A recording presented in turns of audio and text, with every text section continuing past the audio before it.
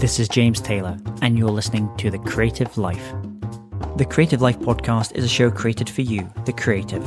If you're looking for inspiration, motivation, and advice while at home, at work, or on your daily commute, then this show is for you. Each episode brings you a successful creative, whether that's a musician, writer, artist, designer, performer, educator, or creative entrepreneur. They share their journey, their successes, their failures, their creative process, their insights, and much, much more. In this episode, I speak with author, coach, and speaker Sunni Brown, and we talk about visual literacy, the power of doodling, and how to write a great book proposal. Enjoy the episode. Hey, it's James Taylor, and I'm delighted today to have Sunni Brown. Sunni founded and leads Sunni Brown Inc. and is an author, speaker, trainer, coach, and expert meeting facilitator. She was named as one of the 100 most creative people in business and one of the 10 most creative people on Twitter by Fast Company. Her team has designed and led hundreds of group experiences in diverse industries and environments around the world. She is the best-selling author of Game Storming and the Doodle Revolution, and she leads a global campaign advocating for visual, game, design, and improvisational thinking, and also hosts a podcast exploring wisdom for modern life called Sunny and Wise. Her TED Talk on doodling has drawn more than 1 million views on TED.com, and her work has been featured in every major US publication, including New York Times, New York Post, Wall Street Journal, Time Magazine, Wired, and Entrepreneur, as well as being featured twice on the beloved CBS Sunday Morning. It's my great pleasure to have Sunni on the show today. Welcome, Sunni. Thank you. You're a quick study. So tell me, what's been happening in your world? Well, when I was reviewing, sort of considering our conversation, I assumed that you would ask that. And so I started trying to reorient to what is going on because, and I think this is context appropriate, speaking to a creative person, there's usually a lot going on, right? So I was trying to figure out which ones I wanted to discuss specifically. And so what is going on is I have 2 new books that are brewing and I'm about to pitch. And that might be interesting to your people. I'm not sure.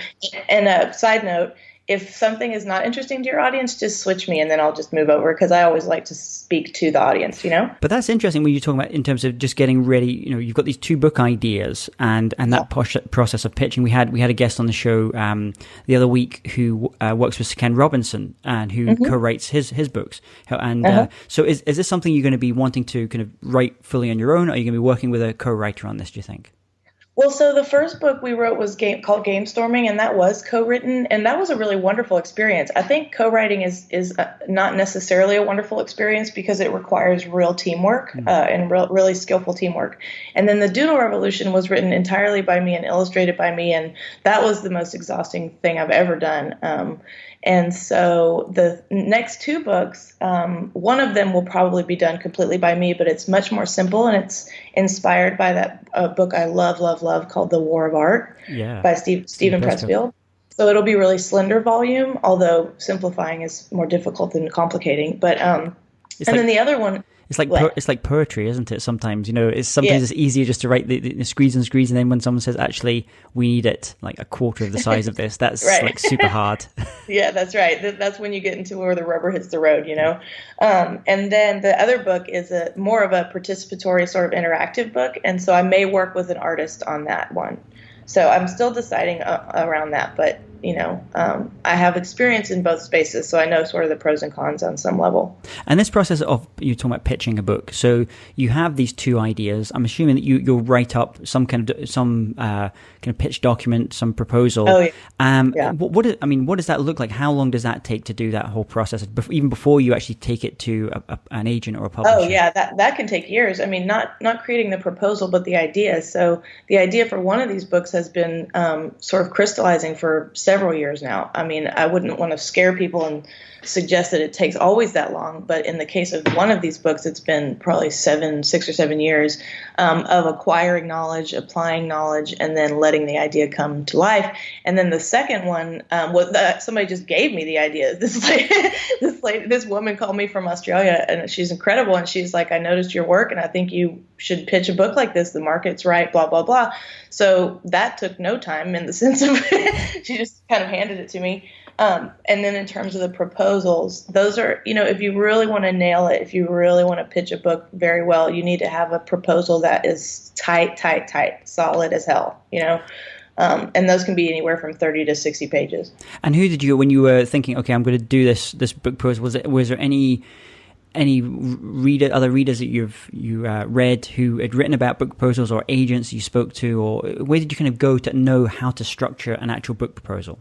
Oh, well, that's a great question. And actually, I could send an example of that to any of your people if they want that, because that is a thing. But I had an agent, and he sent me an example of one. But you could find one. I bet money if you Google book proposal for, big publishers, you'll find examples. And there is no perfect way. It's really about, you're basically in the proposal, you're trying to describe the idea, why it matters, who it's for, and then give them a sampling of what it would feel like. And so that can take a lot of different formats, but there's just a few major categories you need to hit, So once you went from the point of, okay, you kind of incubated this idea for the first book you were talking about, and you said, okay, I think I've got it. I know what I'm going to write about. How long did it actually take then from that stage to having something you feel comfortable about sending to an agent? I keep wanting to say the titles, but I'm not, because they're secret. But I don't want to dull you with this process, but one of them took about 2 weeks, and then you submit it to, if you have a really good agent, then they're going to give you the beef on it. They're going to say, you need to tighten it. So that's an iterative process. And so, but you could easily, if you really have the subject matter in your hands and you know who you're talking to, you could produce one in a month or less. And it also depends on the ambition of the book. If it's a book really simple, then you don't need an elaborate proposal, and you could probably do one in 2 weeks. So that's all context specific too. And how difficult was it, kind of really defining the audience for when you're thinking about doing that book, defining that audience? Because what I think was interesting about you is you work with organizations. And also you work with other kind of, a lot of people that read your work and follow you are individual the kind of creatives themselves, and maybe artists or writers. So those are, from the outside, they seem like two quite different types of audiences. They are. That's actually a really lovely question, because that has been my most profounding question, is who is my audience? And thankfully, for one of these books, the woman who gave me the idea also gave me a description of who it's for. So, because this woman is a marketing expert, so she is so sensitive to niches and sort of like trends and bubbles of conversation. And I don't pay attention to any of that. I'm making things. So my strategy is make something and then see who likes it. I don't know how to make something for someone specifically. And so my audience, and actually when you make proposals, they always say that the question they ask you is like, who is your pregnant woman? Meaning, when there's, I don't know, it was Dr. Spock's book back in the 70s about pregnancy, healthy pregnancy. And it was like very specifically the audience was pregnant women, Yeah. And so they want you to know that. And the unfortunate / fortunate bit about what I do is that it's broadly appealing. I mean, visual literacy and creativity thinking. I mean, as you know, that's not for a certain type necessarily. That's for a lot of different people in a lot of different environments. So that has always been a boogaboo for me. I can't figure that out. I don't know who likes it. But that's a perennial problem for a lot of guests we've had on the show as well who do very different things in creativity. Everyone working from really massive organizations to individual creatives or designers or artists or musicians. And in fact, I was just reading the other week a book by Edward de Bono, and he was talking about that exact same problem, where he said the people that he really wanted to impact the most were in schools and education, because he saw that had the biggest potential chance of making an impact longer term. He said, but a lot of the people in there were quite reticent, not the necessarily the teachers and the kids, but the management in that space. Oh, sure. But he said that the organization, the corporate world, really took to his ideas. And I'm interested with you, because you've obviously developed this this kind of profile as someone that goes and works. You're a facilitator and a trainer and a coach. So you're going in with larger organizations. So how do you win them over to the idea of doodling? And we'll talk about doodling and visual literacy in a second, but how do you kind of win them over even to the concept of bringing someone like you into their organization? Well, I think to Edward de Bono's point and to your point about who is more agile or more comfortable with change, which groups. So educators are huge fans of the Doodle Revolution, and I hear from them constantly, and I speak at conferences that they have. So they're there. They've signed on, and I think that there's sort of an education revolution going on around the world. And I think that's related to technology and it's related to global conversations. And so historically, these two institutions, one of them is slower to change. And I think you can speculate which one that is. And it's, academic or educational institutions. And that's because they have a lot of different challenges they're facing. And they're not going to be rewarded for taking risks as much as industry might be.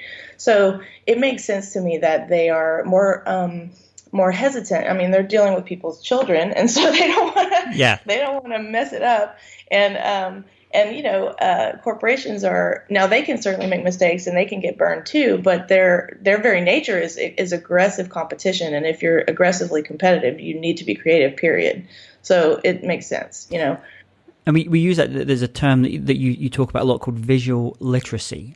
So now we're in the world of education. We hear, literacy, math, and literacy. What is visual literacy? It's basically a facility with visual information and visual language. So what I've noticed is the furthest schools have gone, except for until recently, I think that it's getting much better, is that they will maybe display information in a visual language format. So you might be reading a biology textbook and then there's an image. Photography obviously has been there for a while, but, like an actual information diagram or a map or something. And so that's cool. That's good. And the consumption of visual information is helpful for learning, but the production of it is actually more helpful. And so because then there's a lot of reasons for that.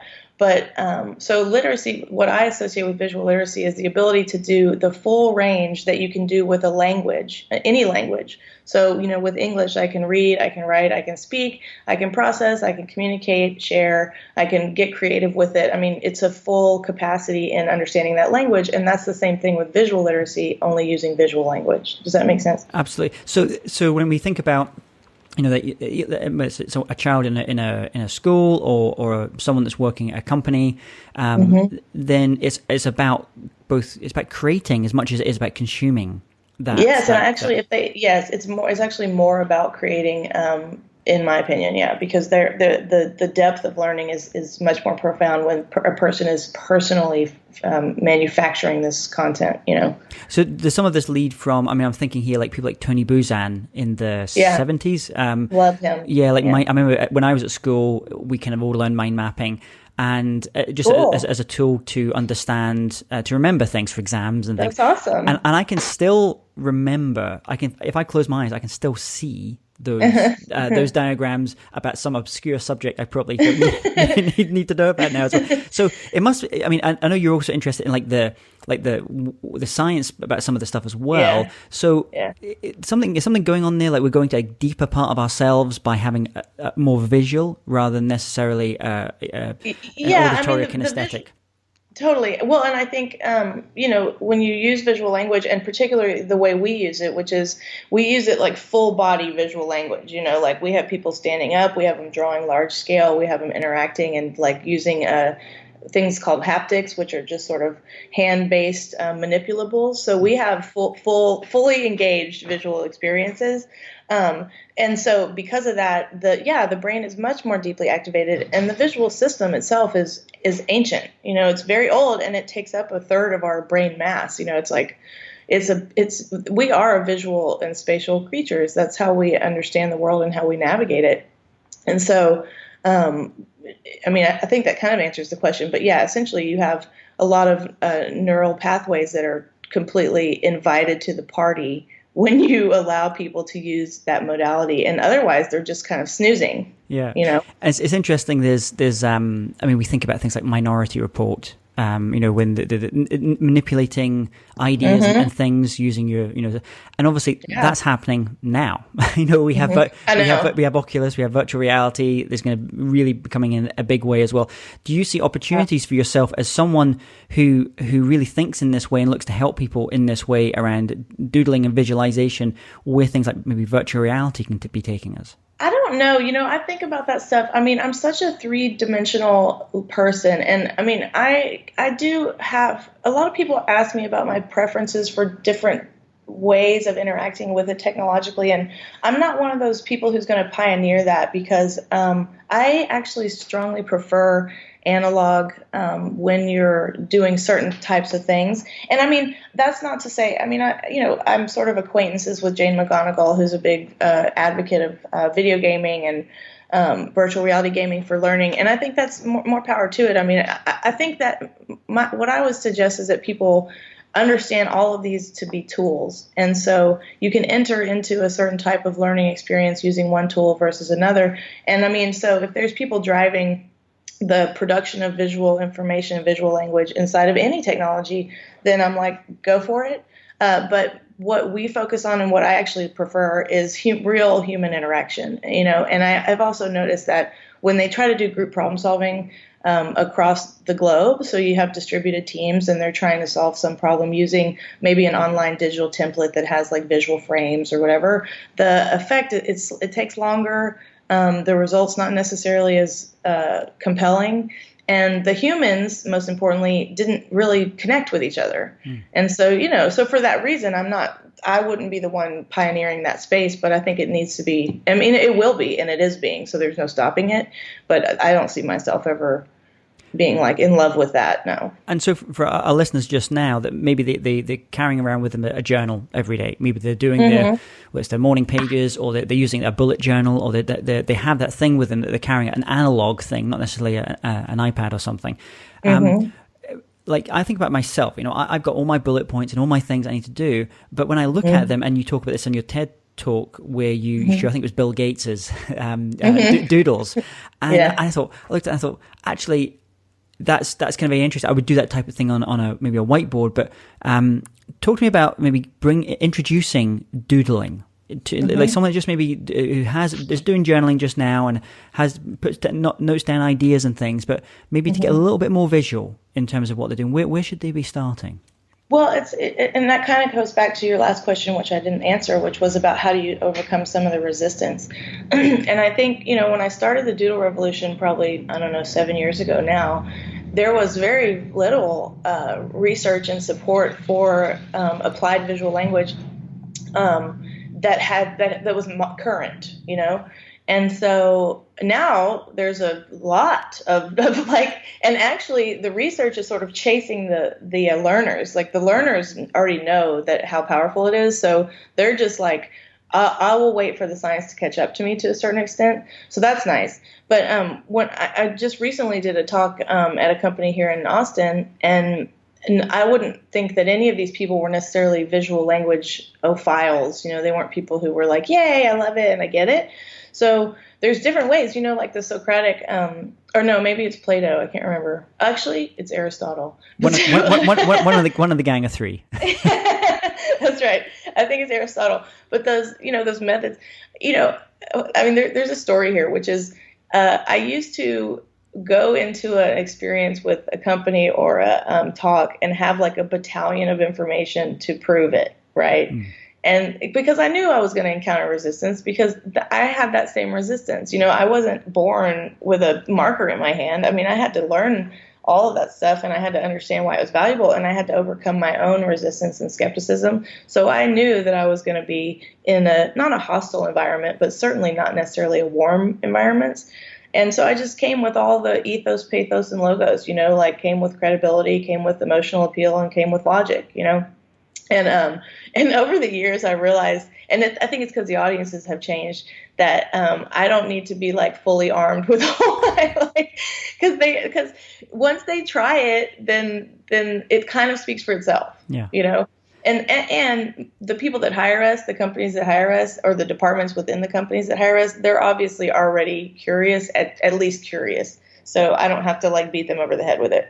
But it must, I imagine, maybe by the time you come into the organization, that battle has been partly won, or maybe it's the CEO or someone. Yeah, at least with leadership. Yeah, not at all with the individuals. But yeah, so you're having to maybe fight at you fight that battle maybe in a slightly different way. And I think I was recently with the cartoonist Hugh MacLeod, and Hugh does a lot of work with Microsoft and with in healthcare and stuff like that as well, and really cool things. And the thing I was so surprised about is how much when he goes into these organizations, how much of an impact and ripple effects happen through the visualizations they create, which weren't part of the thing. And so they often talk about, almost that the visualizations are an end thing that happens sometimes as well, where they think, well, we're going to create some doodles and stuff, and then something will come out of that. But so sometimes the ramifications and the ripples happen in ways you just don't expect. Oh, yeah. And that's the beauty of it, because once you put it in someone's hands, you don't know what they're going to do with it. And that's what's so great about it. It's like they get to become a little Jedi. It's like, here's your saber, and then go conquer whatever you want, or go internally and learn more about yourself. I mean, it's infinite what you can do. And that's really fun that you can't predict it. And so, as a creative yourself, and then also working with these companies and building these Jedi Knights, and can you tell us about Can you tell us about Doodle Knights? There you go, new book name. Can you tell us about a time where you maybe worked on a project, either with one of these organizations or something you were doing yourself, and you gave it your heart and your soul, but for whatever reason it just didn't quite work out like you'd hoped? And more importantly, what were the lessons that you took away from that experience? That's an interesting question. It's hard for me to read. I mean, if the question is around failure, I certainly could probably find some of those. But around whether or not it landed, I have never, this sounds kind of annoying, but I've never had that experience, actually, where a company was like, that didn't work. And partly that's because the sessions that are designed very skillfully, and the facilitation of my team and myself is pretty skillful. And so I actually have never had that experience. So I don't know. But I know there were people who walked away, like in terms of, changing perceptions. I know there were people who walked away with a much wider mind view about it. And I know there were people who walked away having maybe they started out thinking this is stupid, and they left thinking, it's not stupid, but it's not for me, so, and that's okay. I mean, that's, again, this is a totally diverse set of human brains, and they're allowed to do whatever they need to do, And in this journey that you've had, as an author, as a speaker, as a trainer, working with these different organizations, have there been any kind of key insights or a light bulb moment, a point in your life where you went, okay, maybe this is the direction I need to be going with my work or my writing, or a key distinction you made? Yeah, that's also, I'm kind of in that discernment process right now, because like I said earlier about the audience, I never know what attracts people to what we do, really deeply understand it as an outsider, and so eventually I started hearing the same word over and over and over, which was inspiring, and I had some resistance around that, because I was like, inspiring, like that seems like a lot of pressure, like, oh God, what are we, motivational speakers? Like, yeah. I mean, but the bottom line is that's what we were hearing over and over and over, was that it was basically permission. It was like, and I don't even think others need our permission or my permission to explore something, but I think that it was, and I don't even know if this is answering your question anymore, but I think that, so knowing that that's what we offer to them, does it change the choices of career? No. Yeah. But it's, that word inspiring is interesting. Yeah. I did an extremely geeky thing last week, which was I went in and I looked at the top 20 books in creativity, and everything, going right back to the Julia Camerons of this world, coming up to the modern day, and people like Ed Catmull. And then what I did is I actually went through the comments, and I actually listed something like 100 of the other comments from all these different books, like key things, the key things, the reasons why people got this book and what they got from it, what the things, and then I kind of categorized it into like what are the 6 key things that were kind of coming out. You know, those things, those words that get repeated time and time again. Now, obviously, there's very common ones like creative block. That's a very common one, right? Okay, but that word, inspiring, was I saw so many times repeated. Oh wow! And it's quite a nebulous word, but I kind of understood why sometimes people just want that little bit of, you know, just get their creative juices flowing, that inspiration, and that was a key thing I kind of found through all these books. So that's so interesting. Yeah. So if anyone geeky, if you start going into all those those comments of those books, and you're going to start seeing some of those phrases start to come out as well. Well, I love that you did that because you're like a reverse engineer. Yeah, that's the way my mind works, cool. Unfortunately. What's the best advice that you've ever received about being, you know, living a creative life and doing the kind of work that you do just now, and just really enjoying the kind of creative work you do? I'm thinking back because I do solicit counsel from all kinds of people, and I've actually started wondering about that. You know, anytime I'm going to do some sort of turn, or if I'm going to take some kind of a leap, I usually call some trusted advisors. Some of them I'm sure you've interviewed. And I just kind of get their narratives. I'm not really looking for them to tell me what to do. I'm looking for a way to feel that I'm not the only person that's ever experienced that uncertainty. So I was just thinking about, most people don't give me advice. They sort of give me connectedness, you know? And so, because I think that advice changes based on what is happening, right? So I don't know that, and I'm sure a lot of people who like the world to be more black and white would hate me saying this, but I don't actually think there's one piece of advice that is relevant for each person on their creative journey. I think it depends on the time. Like sometimes I might, you know, and I'll give this an example. So say you're writing a book and they're just like, stop, right? So in that moment, maybe the best thing you could do is truly stop adding content to the thing. Mm-hmm. And then in other times it might be a diverge, like get really divergent and add a lot of stuff. So I'm just forming this idea as I'm talking, but I actually don't think there's any holy grail around what was appropriate in the moment, you know? No, I mean, I think that's an extremely valid point, because it's the thing of someone saying, if you're traveling somewhere, you're on a boat somewhere, and you say, how do I get to this island? Mm-hmm. Well, it's going to depend on where you are, isn't it? Right, exactly. So you're going to have, it's going to be like where I am is going to be completely different from where you are. And I think, you know, what you're talking about there is like almost like having your own kind of mastermind group, people that you can go right, to. Yes, that's true. It's kind of a loose amalgam of people that I will just randomly call on, and bless them, they actually do, you know, agree to talk to me. So we've been talking about some of the work that you do with different organizations, but can you share with us some online kind of resources or tools or apps like Evernote, things that you use and you really value that you suggest that our listeners can check out? Oh, like an actual app? Yeah, apps or things. Or coming from the world of visualization and doodling, are there maybe things that a non-doodler, someone that is a doodler to be, should maybe be thinking about, you know, getting? Yeah, well, I think there actually is I would recommend they get some really great pens, and the Zig writers are one of my favorites, and then Tombos. But I was going to say there's actually a method that I think would be helpful, which is the visual alphabet. So if they just get the visual alphabet, and that is kind of an app, but it's a lo-fi app, then it's this 12 forms of, if you want to enter into the world of visual literacy, it's like the door. And it's basically the alphabet, but it's the visual alphabet, you know, so it teaches you how to start learning that language. And I think that's a really nice entry point. Cool. And then you can take that and use it in any sketch app or doodle app that you want. So wonderful. So that's the gateway drug to doodling. That's perfect. Right. That's great. So, right. And share with our listeners, if you could recommend just one book to our listeners and also one record, one album, what would they be?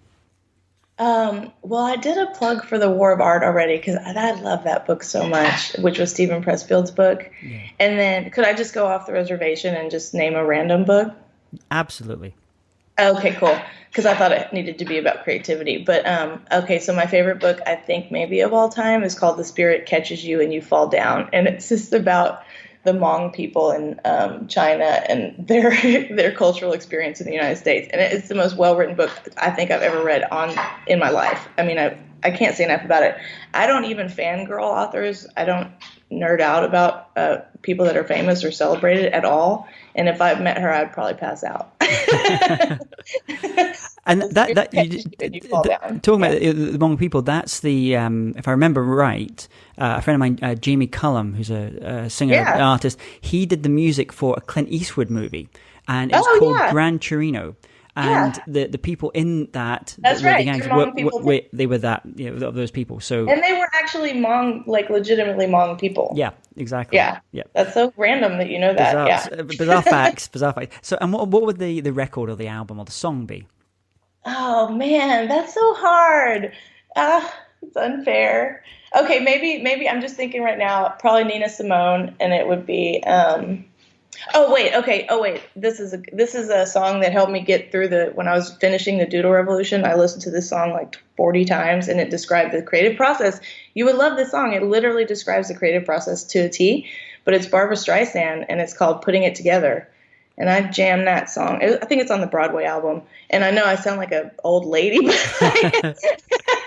that song it so lays out the pain and the joy and the logistics of creating something, and it just nails it. It's so good. Awesome. Well, I'll put that in the show notes. People go to jamestaylor.me and just type in Sunni Brown. You're going to get all the links for all these as well. Final question. Let's imagine you woke up tomorrow morning and you had to start from scratch. So you have the tools of your trade, of what you do, and you have the knowledge that you've acquired over these years, but you have no context. No one knows who you are. You have to restart. How would you restart? One step at a time. I think I would start with a vision, because that's where everything starts. It's like you have a sensation and a sort of knowingness, and that is, you have to work to get that. That's not necessarily just arrives on your plate, but I really honestly wouldn't take steps without clarity of vision. And sometimes your vision modifies as you take steps, and that's okay. But you need to have like a little firefly of energy in there that tells you sort of what you're up to and why. And actually, I am kind of reinventing myself in this moment. And in true fashion, like I always do, I started interviewing career changers and figuring out what did they do and why and all that stuff. And so. The piece about nobody knowing you, because I think that most people perceive that to be a really valuable thing where you have credibility. But I didn't have any credibility when I started, and it didn't matter because what I was offering inherently was useful. And so that's okay. So I kind of borrowed the credibility of the tool, and then eventually it kind of poured itself onto me, but it was actually the tool that was credible. And so I think in the next venture, which I am going to write those 2 books, but I actually want to become more of a coach and more of a mentor. And I don't know that I'm going to leverage my audience to do that. Like I think some of the people that would come to me would not necessarily come to me because I've been in New York Times or whatever. Like it's more about, am I adding value? Again, it's like, am I improving their life? And you don't need to be a quote famous person to do that. That's just, I would imagine it's something quite liberating. It's like that kind of beginner's mind thing again, where you just get to kind of restart. And I know lots of people. In fact, I'm just thinking the Richard Feynman, the physicist. He actually was a big doodler. Yeah, well, he was a big doodler, and he was a big reinventor as well. Every few years he would switch the different part. He was always in science usually, but he would switch. I didn't know that. And he was a wonderful bongo player, if you don't know that. Yeah, and he also was a great womanizer. Oh, was he? Yeah, the ladies loved him. Yeah. There you go. Yeah, he was like from some other world like that. What a spectacular human. But that's so good to know. I didn't realize that. I love that. Because I need to sometimes draw inspiration from others who have done that, because it is liberating and it's also frightening. Yeah. Well, thank you, Sunni, so much for coming on the show. It's been a pleasure speaking to you, learning all about what's the best way for people to connect with you, to learn more about you, find out your different books and your writing and your different projects. If you go to sunnibrown.com, you can find me there. And also, I'm not totally active on Twitter all the time, but that's the best place to find me in the moment, you know? Fantastic. And we'll put all those links on the show notes. Sunni, thank you so much for coming. I wish you all the best with these 2 new books. I look forward to reading them when they come out. Yeah, this was awesome, James. I love your questions, and one day I'm going to interview you. There you go. Have a good day. Hey, James Taylor here again. And if you're interested in living a more creative life, then I'd love to invite you to join me as I share some of the most successful strategies and techniques that high-performing creatives use. I put them all together in a free downloadable ebook that you can get by going to jamestaylor.me. That's jamestaylor.me to get your free downloadable ebook on creativity.